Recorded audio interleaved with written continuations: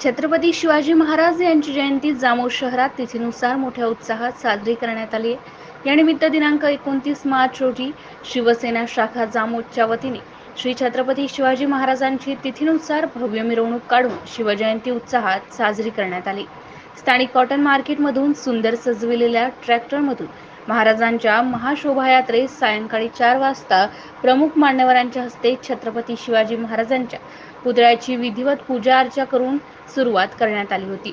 सदर मिरवणुकीमध्ये सर्वस्वी शिवसेनेचे दत्ता पाटील, तालुका प्रमुख गजानन वाघ, तुकाराम काळपांडे, समाधान दामधर, भीमराव पाटील, अरुण पारवे, रमेश हागे, सेना, ज्ञानेश्वर क्षीरसागर, योगेश कुवर यांच्यासह शिवजयंती उत्सव समितीचे पदाधिकारी, विविध जातीमधील मान्यवर, राजकीय पक्षाचे लोक तसेच शिवसैनिकांसह कार्यकर्ते व गावकरी उपस्थित होते।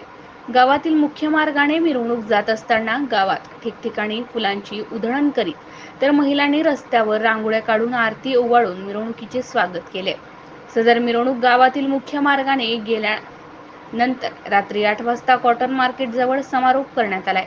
मलकापूरचे DYSP गवळी साहेब यांच्या उपस्थितीत व मार्गदर्शनाखाली जळगाव जामोद पोलीस स्टेशनचे ठाणेदार आनंद महाजन यांनी जामोद येथे चोख पोलीस बंदोबस्त ठेवला होता।